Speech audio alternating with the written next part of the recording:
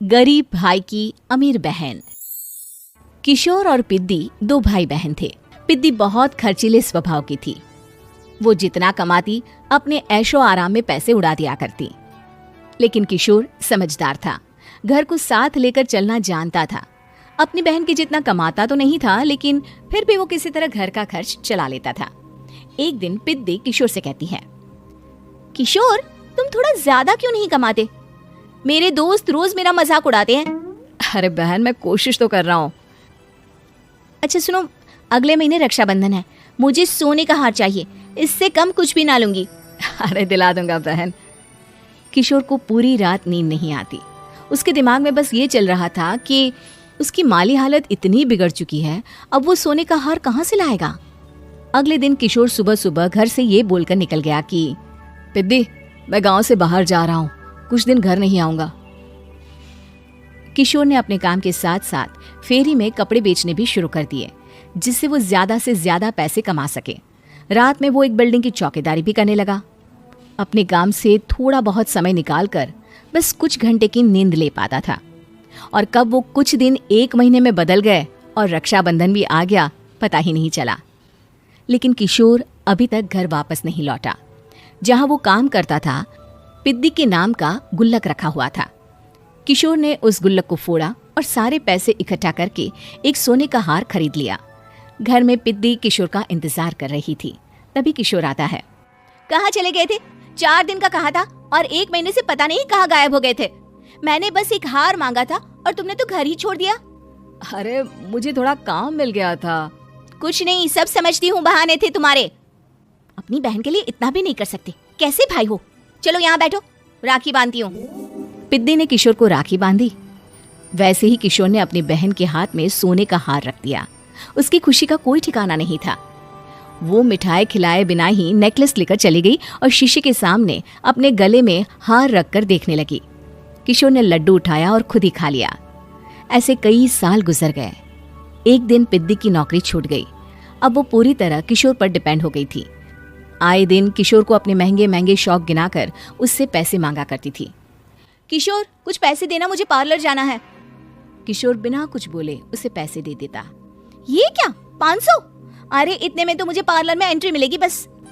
अच्छा देता हूँ ना ज्यादा। अरे कैसे भाई हो, अपनी बहन के लिए इतना भी नहीं कर सकते।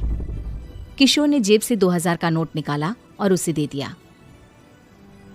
किशोर गरीबी में रह लेता था, लेकिन अपनी बहन को कभी कोई कमी नहीं होने देता था। बेटा, पिद्दी तुम्हारी बहन है, उसे कभी किसी चीज की कमी मत होने देना और उसका ध्यान रखना, क्योंकि भाई का फर्ज होता है अपनी बहन का ध्यान रखना। किशोर ने माँ की कही ये बात हमेशा के लिए याद कर ली थी। शायद माँ की इसी बात की वजह से किशोर पिद्दी की हर जिद पूरी करता चला आ रहा था।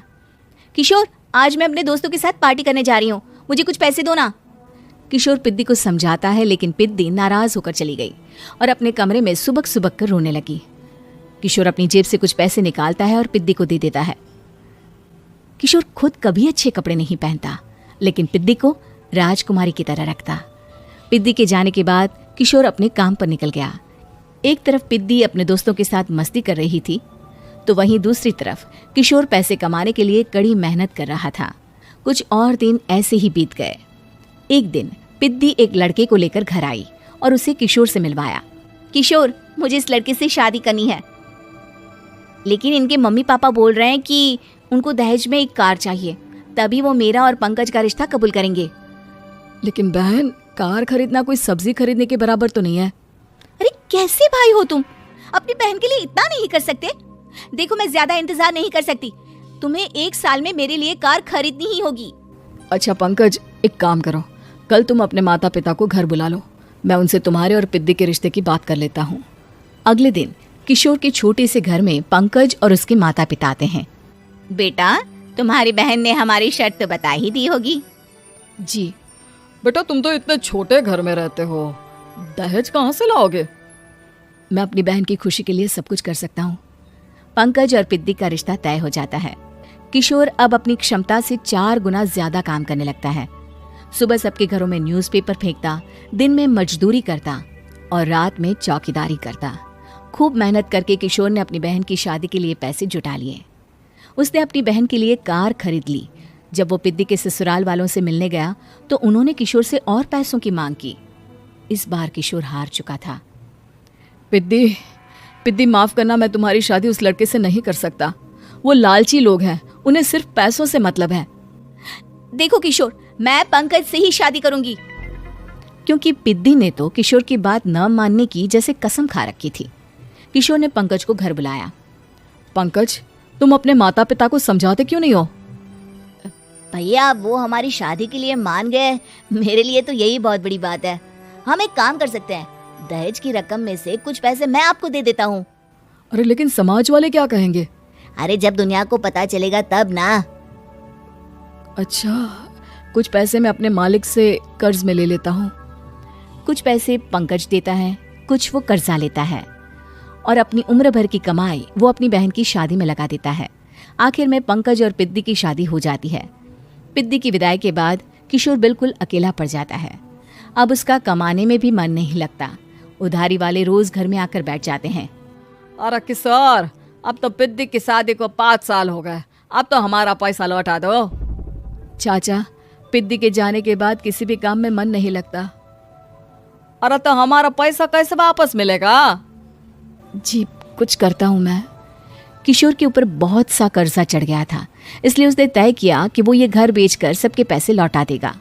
अगली सुबह शहर के किसी साहूकार को उसने अपना घर बेच दिया और सबके पैसे लौटा के वो गांव छोड़कर चला गया। पिद्दी ने शादी के बाद कभी अपने भाई का हाल तक नहीं पूछा। किशोर को फर्क नहीं पड़ता था, बस ससुराल में उसकी बहन खुश है ये जानकर उसे खुद की खुशी मिलती थी और ये सोचकर कि उसने माँ से किया हुआ वादा पूरा कर दिया।